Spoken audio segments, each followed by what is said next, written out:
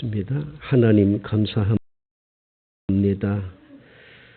주의 전에와 예배 드리는 이 감격과 기쁨, 하나님 큰 영광 받으시고 우리 성도님들 만나주시고 하늘의 신령한 복으로 땅의 기름진 복으로 복 주실 줄로 믿습니다. 오늘도 예배를 도와 이렇게 사회를 보시는 전도사님과 또 안내를 보시는 안수 집사님, 권사님, 그리고 대표기도로 영광 돌린 권사님, 또 반주로 헌신하시는 집사님, 여러분의 수고에 복을 주시기를 원합니다. 종이 하나님의 말씀을 대언합니다. 주께서 붙잡아 주시고 사용해 주옵소서. 예수님 이름으로 기도하옵나이다. 아멘. 늙은 쥐 한 마리가 살았습니다. 젊었을 때는 우두머리 노릇을 하며 먹을 것을 찾는데 일가견을 가지고 있었지만 지금은 늙고 기력이 쇠약하여 집에만 앉아 있었습니다. 날이 갈수록 늙은 쥐는 젊은 쥐들한테 방구석에서 밤만 축낸다는 눈총을 받는 처량한 신세가 되었습니다. 그러던 어느 날 쥐들이 살고 있던 그 집 주인이 쥐가 하도 극성스럽게 이렇게 집에서 음식을 이렇게 먹고 자꾸만 어려움을 주니까 3발 달린 솥을 사다가 음식을 솥 안에 넣고 커다란 돌을 그 위에 올려 놓았습니다.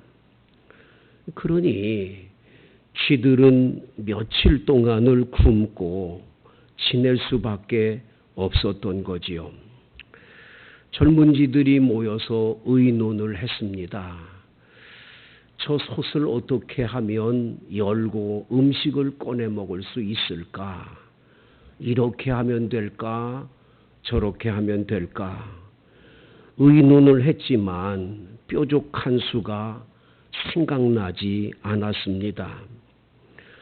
솥의 다리가 길어 올라갈 수도 없고 설사 올라간다고 해도 솥뚜껑 위에 그 얹어놓은 돌을 굴려 떨어뜨릴 수가 없기 때문이었지요. 생각도 못한 쥐들이 늙은 쥐 방구석에 앉아서 밥만 축낸다는 늙은 쥐에게 찾아가서 지혜를 얻고자 의논을 드리러 갔습니다. 늙은 쥐는 한참을 생각하더니 이렇게 말을 해 주었습니다. 여보게들, 솥이 3발이라고 그랬지? 그 한쪽 발밑을 땅을 깊숙이 파보게. 그러면 놀라운 일이 벌어질 걸세. 그래서 이 쥐들이 찾아가서 그 3발 달린 그 솥뚜껑 밑에 한 팔을 깊숙이 팠더니 그 솥이 쏟아지면서 돌도 떨어지고 음식이 다 흘러나온 거죠. 오랜만에 배고팠던 쥐들은 큰 잔치를 벌고 그 함께 식사를 나누는 기쁨을 누렸다고 합니다. 그리고 그동안 괄시하며 뒷방 늙은이라고 우습게 여겼던 그 늙은 쥐는 모든 쥐들로부터 존경을 받는 쥐가 됐다. 그런 그 우화가 있습니다. 왜 설교서두에 이 말씀을 드립니까? 우리 기독교인 그리스도인들은 인생을 살 때 의논할 수 있는 분이 계시는데 의논을 잘 안 합니다. 그분이 우리의 아버지가 되시는데 아버지 하나님께 우리 인생의 문제, 풀리지 않는 문제를 의논 드리질 않습니다. 그저 내 생각, 내가 알고 있는 아이디어나 지식에 의지해서 인생을 살아가고 안 되고 막히면 와가지고 왜 안 도와주느냐고 기도할 뿐이지, 먼저 하나님 아버지 그분에게 찾아가서 하나님 아버지, 이 문제를 어떻게 해결할까요? 어떻게 하면 좋을까요? 의논치를 않고 살아갈 때가 많다라는 거죠. 오늘 본문에 아브람이 나옵니다. 그는 고향 친척 아비집을 떠나서 하나님이 보여줄 땅인 가나안까지 왔습니다. 가나안 땅에 도착했을 때 하나님은 약속하셨습니다. 이 땅이다. 이 땅을 너의 후손에게 주겠다. 그러면 그 땅을 떠나지 말아야 되지요. 그 땅이 하나님이 주신 땅이니까. 그런데 성경 말씀 9절에 보면 점점 남방으로 옮겨갑니다. 왜 옮겨갔을까요? 아마도 이 아브람이 양과 소를 끌고 왔을 때 그곳에 살고 있던 원주민인 가나안 족속의 사람들이 우리도 풀 먹일 게 없어. 네가 여기 오면 우리 어떻게 하라고 자꾸 쫓아냈겠지요. 그래서 할 수 없이 남방으로 점점 옮겨갑니다. 아브라함은 생각했을 거예요. 하나님 참 이상하다. 고향 친척 아비집을 떠나 내가 지시할 땅으로 가면 하나님이 거기서 복을 줄 거 아니야? 복을 약속했으니까. 근데 복은커녕 왜 이렇게 어려움만 자꾸 오는 거야? 그러는 도중에 10절에 이런 일이 벌어졌습니다. 그 땅에 기근이 들었으므로. 기근이 찾아왔어요.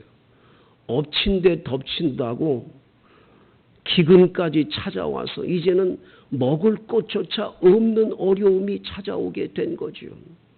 이런 어려움이 왔을 때 이 아브람은 엄청난 위기 앞에서 하나님 그분이 나를 여기에 보냈으니까 하나님이 어떤 길을 열어주시지 않겠나 생각을 하고 그분에게 의논을 드렸으면 인생이 달라졌을 거예요. 근데 의논치를 않아요. 갑자기 머리에 스치듯 놀라운 아이디어 생각 하나가 떠오릅니다. 그것은 나일강이란 풍부한 물이 흐르는 애굽이라는 저 땅에 가면 우리들이 살지 않겠나. 이 생각이 퍼뜩 떠오른 거예요. 그래서 하나님하고 의논하지도 않고 그는 애굽으로 내려가려고 합니다. 아브람이 애굽에 거류하려고 그리로 내려갔으니, 여기 거류라고 하는 단어는 영어 성경을 보니까 소전이라고 하는 단어를 썼는데, 소전 이런 단어는 그냥 거기서 영원히 머무는 게 아니라 잠시 동안 피해 있다 오겠다는 생각으로 간 거지요.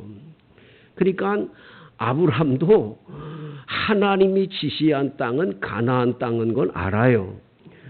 그래서 여기서 살아야 되는 거 알아요. 하지만 지금 현실이 기근이 왔기 때문에 가야 된다는 생각을 가진 거지요. 잠시 잠깐 피해 있다가 오겠다는 생각을 갖는 것조차도 그건 자기 생각이지 주님의 뜻이냐 이거예요. 주님께 여쭤봤냐 이거예요. 그게 굉장히 중요한 일이지요, 여러분. 내 생각이 중요한 게 아니라는 겁니다. 그래서 오늘 성경에 보면 애굽으로 내려갑니다. 그 땅의 기근이 심했기 때문에 잠시 피하러 가는 거예요. 11절 같이 읽습니다.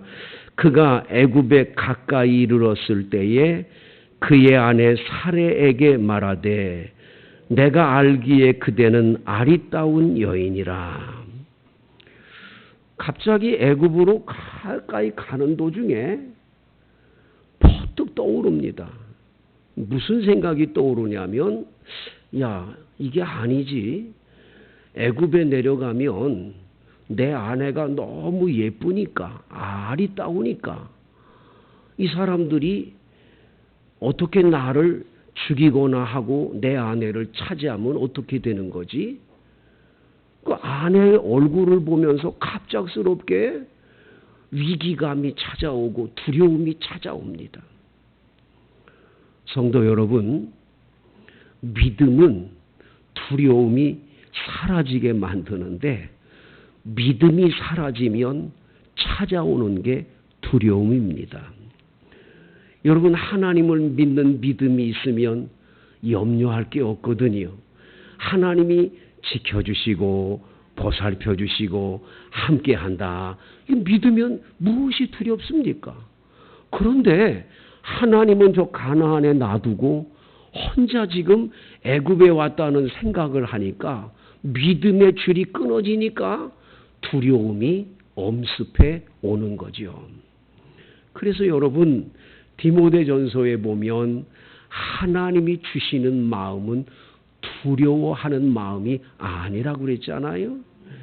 오직 능력과 사랑과 희락이라고 말씀했어요. 여러분의 마음에 기쁨이 충만해지고 그 능력을 받아서 힘있게 살게 하시지 두려움에 떨게 살지 않게 하시는 분이 하나님이신 줄로 믿습니다. 그래서 이 믿음이 중요한 거예요. 그런데 지금 아브라함은 믿음이 사라져 버렸어요. 같이 12절을 읽습니다. 시작. 애굽 사람이 그대를 볼 때에 이르기를 이는 그의 아내라 하여 나를 죽이고 그대는 살리리니. 여러분, 이런 일이 지금 일어난 거예요. 생각하는 거예요. 이게 일어나지도 않은 일을 지금 상상하고 있는 거잖아요. 에? 여러분, 내 생각에, 내 번뜩이는 아이디어에, 내 똑똑한 머리에 의해서 사는 사람은 언제나 이 생각에 의해서 미래가 밝지를 않아요. 그래서 예수 믿는 사람은 똑똑하면 안 돼요. 내 생각은 내려놔야 돼요.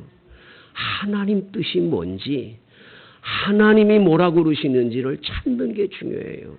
내 생각을 애굽으로 내려가면 살 것 같아. 떠오르니까 갔어. 가다가 보니까 아내가 이쁘고, 가다가 보니까 아내가 이쁘니 나를 죽일 것 같고, 이게 다 내 생각이죠.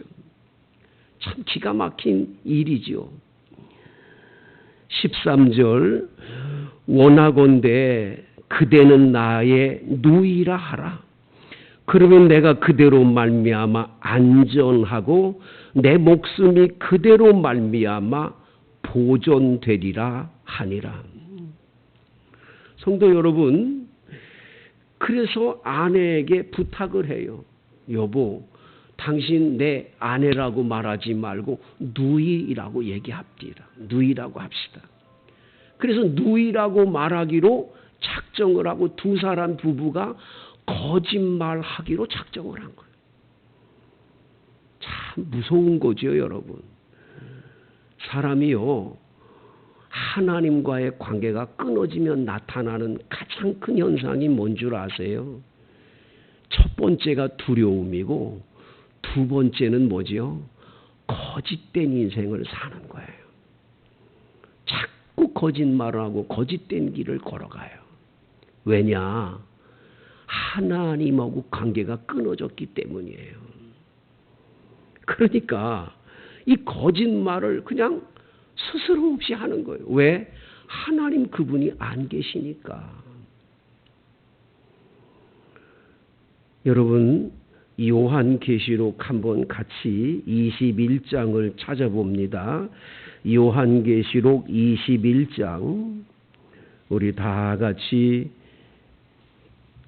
18절 말씀을 읽습니다. 그냥 요한계시록 21장 8절입니다. 시작. 그러나 두려워하는 자들과 믿지 아니하는 자들과 흉악한 자들과 살인자들과 음행하는 자들과 점술가들과 우상 숭배자들과 거짓말하는 모든 자들은 불과 유황으로 타는 못에 던져지리니 이것이 둘째 사망이라. 여러분, 사람이 죽어서 가는 길이 두 갈래 길이 여기 21장에 나와요. 요한계시록에. 예수를 믿고 구원받은 하나님의 자녀가 가는 천국 하늘나라가 있고요. 여기 8절에 두려워하는 자들과 예수 믿지 않는 자들과 살인자들과 음행하는 자들과 호색하는 자들과 우상숭배자들과 그리고 맨 마지막에 누가 나오지요? 거짓말하는 자들은 지옥 간다라는 거예요. 거짓말하는 사람은 지옥 간다는 거예요. 무서운 말씀이죠, 여러분. 근데 거짓말이 찾아오면 빨리 회개해야 돼. 회개. 농담으로라도 회개해야 돼. 이거 거짓말하면 안 돼. 이단이 왜 무섭습니까? 이단은 다 거짓말이에요. 진리를 거짓되게 만들어서 사람들을 타락시키는 게 이단들이에요. 그 이단에 빠지면 그건 지옥 가는 게 당연한 거예요. 그래서 여러분, 지옥에 가지 않도록 거짓말을 없애야 돼요. 거짓말 안 하려면 어떻게 해야 되냐? 하나님이 나를 내려다보고 계신다. 하나님 앞에 내가 있다. 코람데오 신앙을 가지고 살아야 돼요. 아브라함은 하나님이 안 계셔. 그러니까 천연덕스럽게 거짓말을 한 거예요. 자, 이렇게 거짓말하기로 약조를 하고 애굽에 갔습니다. 14절, 아브라함이 애굽에 이르렀을 때에 애굽 사람들이 그 여인이 심히 아리따움을 보았고, 신기하지요? 사람은요, 자기가 생각하는 것 그대로 생각하는 그런 내가 마음에 이거 내가 애굽에 내려가면 아내가 저 이뻐가지고 사람들이 나 죽이고 이러지 않을까? 그런 나쁜 생각을 가져 그대로 이루어지는 거예요. 그대로 사람들이 아이고 저 사람 저 강 건너온 히브리 사람, 히브리라는 말은 강 건너온 사람인데 이쁘다고. 야, 저 데리고 온 저 여자 부인 아니야? 근데 그렇게 이뻐. 여러분, 사라 나이가 이때 몇 살이죠? 65세예요. 아브라함 나이가 몇 세예요? 75세예요. 근데 65세 된 여인이 아름답다? 이해가 안 되잖아요. 근데 이 아브라함은 나중에 175세의 세상을 떠났거든요. 지금으로 말하면 우리보다도 30년 이상 더 이렇게 낮게 봐야 돼요. 그 연령을. 그러니까 65세면 지금 30살에서 35살 요 정도 나이인 거예요. 그러니까 그 예쁠 거 아니에요. 거기다가 이 애굽 사람들은 다 검은데 이 히브리 사람은 저쪽 강 건너온 사람이니까 이 동양인 예쁜 여자가 왔으니까 다 이쁘다고 칭찬할 수밖에 없죠. 다 예쁘다고 그러는데 예쁘다 그럴수록 불안한 건 누굽니까? 아브라함이죠. 아브라함 얼마나 사람들이 와서 물어볼 거 아니에요. 야, 너 데리고 온 그 여자 누구냐? 네 부인이냐? 아니요. 누이입니다. 내 누이입니다. 왜? 거짓말하기로 작정했으니까 그렇게 거짓말하는 거예요. 그 결과 어떻게 되지요? 15절 시작. 바로의 고관들도 그를 보고 바로 앞에서 칭찬함으로 그 여인을 바로의 궁으로 이끌어 들인지라. 세상에 이건 상상도 못한 일이죠. 자기 아내 이쁘다고 누이라고 말하자, 거짓말하자 이렇게 약조는 했고 그래서 자기는 거기서 편안하게 살 줄 알았지. 이 세상에 이 나중에 바로 왕에게 이 자기 아내를 빼앗겨서 자기 아내를 시집 보내는 일이 생겨날리라고 상상이나 했겠어요. 아브라함은 엄청나게 기가 막힌 일을 경험하는 거예요. 자기가 번뜩이는 아이디어로 기근이 있으니까 애굽으로 내려가자. 애굽에 내려가면 살 거야. 가다가 아내가 이쁘니까 누이라고 그러자. 다 머릿속 자기 생각으로 지금 가는 거예요. 그런데 이상하게 자기 생각대로 간 결과는 기가 막힌 일이 벌어지는 거예요. 결국은 아내를 뺏겨서 바로 왕의 부인이 되는 일이 벌어지니 기가 막혀요. 그 결과로 16절 같이 읽습니다. 이에 바로가 그로 말미암아 아브람을 후대함으로 아브람이 양과 소와 노비와 암수 나귀와 낙타를 얻었더라. 성도 여러분, 아브라함 집에 막 갑자기 낙타가 들어오고 양과 소가 들어오고 노비까지 다 들어오고 그 많은 재산이, 엄청난 재산이 들어왔을 때 아브라함 기뻤을까요? 그거 보는 순간에 기쁘긴커녕 얼마나 절망했을까요? 세상에, 이제는 아내를 완전히 뺏긴 거예요. 누이라고 그래서 시집 보내서 거기서 지창금이 온 거예요. 지창금. 이젠 시집 그냥 간 거야. 끝난 거야. 그러니 그 재물이 무슨 소용이 있고 그게 뭐가 즐겁고 기뻤겠어요. 성도 여러분, 우리는 우리 아내보다도 돈이 귀중할 때가 있고요. 우리 남편보다 돈이 귀중할 때가 많잖아요. 돈 없으면 남편 알기를 우습게 알고 함부로 여기고, 예? 남편 깔보는데 어떻게 깔봅니까? 예? 돈도 못 벌어다주는 저런 남편 저거 필요 없다고 그러고 그러잖아요. 근데 사실은 여러분, 돈보다도 이런 성경을 보면 아내가 얼마나 귀하고 남편이 얼마나 귀한지를 깨달아야 돼요. 그 무슨 재산이 소용이 있냐고요. 아내가 없는데, 남편 없는데. 얼마나 기가 막힌 상황이 여기 벌어졌는지 모르는 거예요. 아브라함은 아마 아내를 뺏기고 난 다음에 절망해서 앉아가지고 한숨을 쉬든지, 죽어버려야 되겠다, 자살을 생각했든지, 아니면 괴로움 속에서 하나님을 찾고 울며 기도했는지 모르지요. 뭐 기도했다는 것도 없고 절망했다는 말도 없고 아무것도 없으니까 어떻게 됐는지는 모르겠어요. 그러나 아내를 뺏긴 이 아브라함의 모습은 기가 막혔을 거 아니겠습니까? 그런데 이제 속수무책으로 아무 할 수 있는 일도 없고 이제 아내는 뺏겨버리고 절망 가운데 빠져있는 이때에 하나님 아버지께서 개입하시는 거예요. 이 하나님 아버지의 개입하심의 은혜가 얼마나 놀라운지 몰라요. 17절 시작. 여호와께서 아브라함의 아내 사레의 일로 바로와 그 집에 큰 재앙을 내리신지라. 할렐루야. 무슨 재앙을 내려요? 큰 재앙을 내렸어요. 엄청난 큰 재앙을 내렸어요. 이 재앙이 얼마나 무서웠는지, 바로가 얼마나 놀랐는지 모르는. 아마도 첫날 밤 치르려 그러다가 이 재앙이 맞았는지, 치르기도 전에 맞았는지, 하여튼 첫날 밤도 못 치르고 이제 큰 재앙을 만난 거예요. 엄청난 큰 재앙을 만났을 때 바로가 깨닫는 거예요. 이야, 크게 잘못했구나. 18절 바로가 누구를 부릅니까?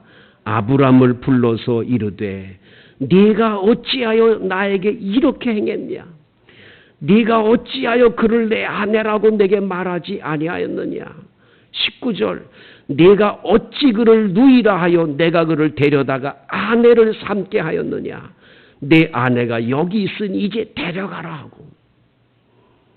여기 여러분 18절 19절에 반복되는 바로 왕의 말이 뭐지요? 네가 어찌하여.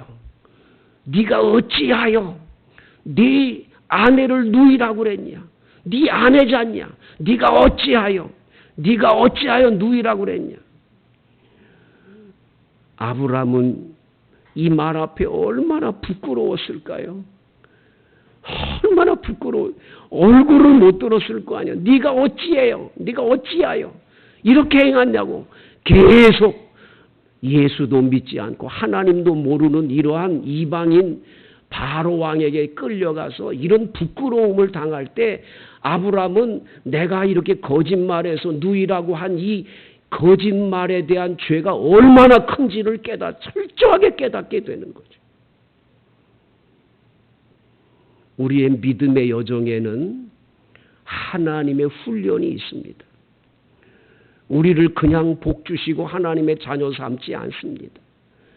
우리에게 어려움도 있고 곤란한 문제도 생기고 절망하고 낙담해야 될 문제들이 우리 앞에 찾아올 때가 많지요. 그러나 그것은 우리를 망하게 만드는 길이 아니라 우리를 아주 믿음을 크게 만들어서 큰 하나님의 사람으로 삼기 위한 하나님의 은혜인 줄로 믿습니다. 그래서 로마서에 보면 환난은 인내는 연단은 소망을 이루는 줄 알미니라 그랬습니다. 그러니까 우리가 환난을 당한다고 낙심하지 말고 인내하고 그 인내한 다음에 잘 연단을 받고 나면 우리의 소망이 이루어짐을 보게 될 줄로 믿습니다. 여러분 지금 아브라함은 지금 훈련을 받고 있는 거예요. 믿음의 훈련을 받고 있는 거예요. 인생이란 내 머리 똑똑함으로 안 되는구나. 내가 계획한 대로 안 되는구나. 하나님 아버지가 도와주시니 되는구나. 내가 이렇게 거짓말하면 안 되는구나. 내가 너무 잘못했구나. 철저하게 깨닫는 거죠. 성도 여러분, 결국은 하나님이 개입하시고 하나님이 간섭해 주심으로 아브라함의 가정의 문제가 해결된 줄로 믿습니다. 20절 바로가 사람들에게 그의 일을 명하매 그들이 그와 함께 그의 아내와 그의 모든 소유를 보내었더라. 할렐루야. 이게 준 폐물 다 갖고 와. 그러지 않고 그 폐물까지도 다 보내주면서 아내까지도 보내줘서 무사히 이렇게 아브라함은 생을 이어갈 수 있도록 해주신 것을 보게 됩니다. 사랑하는 성도 여러분, 결국은 하나님의 간섭하심과 하나님의 개입하심이 이 모든 숙제와 문제를 한순간에 해결해 주셨습니다. 중요한 건 내 힘이 아닙니다. 하나님의 간섭하심과 도우심인 거죠. 우리는 그 은혜로 지금까지 살아왔고 앞으로도 그렇게 살게 될 줄로 믿습니다. 우리는 실수하고 잘못되고 넘어지고 쓰러질 때가 많지요. 하나님은 그때마다 우리를 일으켜 주시고 우리 인생에 개입하시고 항상 우리 곁에서 우리 주님께서 반드시 우리에게 선한 길로 인도하시는 줄로 믿습니다. 제가 어렸을 때 있었던 일이니까 양해하고 들으세요. 같은 마을에 사는 강일이라는 친구가 있는데 이 친구하고 어느 날 둘이 뭘 얘기하고 그러다가 의견이 서로 안 맞아가지고 그냥 서로 그냥 높이다가 싸움이 벌어지게 됐어요. 그래가지고 제가 그 아이를 때렸어요. 너무 화가 나니까. 근데 그 아이는 나를 한 번도 때리지 않고 나를 계속 넘어뜨리기만 합니다. 나는 일어나서 걔를 때리고 걔는 또 나를 넘어뜨리고 이렇게 자꾸 반복이 됐어요.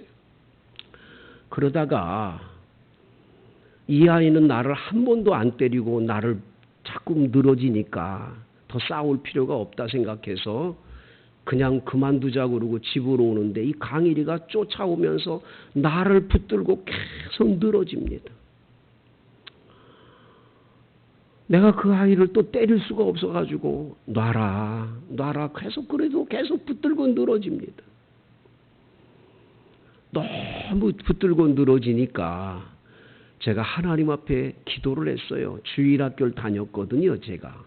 그래서 어렸을 때부터 주일학교를 다녀서 예수님, 강일이가 나를 이렇게 붙들고 늘어져요. 나는 이 아이를 때릴 수가 없어요. 너무 때려도 이 아이는 계속 맞으면서 붙들고 늘어지니 어떡해요. 예수님 도와주세요 하고 잠깐 기도를 했어요. 그런데 그 기도가 마치자마자 강일이 어머니가 달려왔어요. 그 강일이 어머니가 달려오더니 강일이를 붙잡고 강일아 너 재곤이 건드리면 안 돼. 재곤이 교회 다니는 아이야. 교회 다니는 아이는 하나님의 아들이야. 하나님 아들 건드리면 너 큰일 나는 거야. 하나님이 벌 줘. 큰일 나는 거야. 얼른 놔. 손 놔. 강일이 나한테 매를 맞아서 여기가 얼굴이 부었는데도 그 엄마는 나를 탓하지 않고 그 아이를 끝내 나중에 데리고 집으로 돌아갑니다. 그 뒤를 보면서 제가 생각했어요. 그래, 나는 하나님의 아들이야. 하나님이 나를 꼭 지켜줘. 하나님은 언제나 나를 보살펴줘.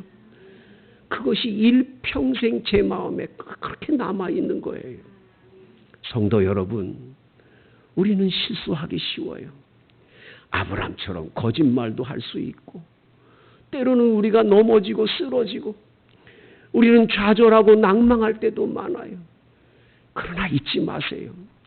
여러분은 하나님의 자녀잖아요. 하나님은 여러분 항상 곁에 같이 계세요. 그분은 간섭해 주시고 개입하셔서 여러분의 인생을 또 다른 길로 인도하시되 가장 좋은 길로 인도해 주실 줄로 믿습니다. 우리 함께 이 시간 전도사님 나올 때까지 간절하게 주여 하고 간절하게 통성으로 기도를 하겠습니다.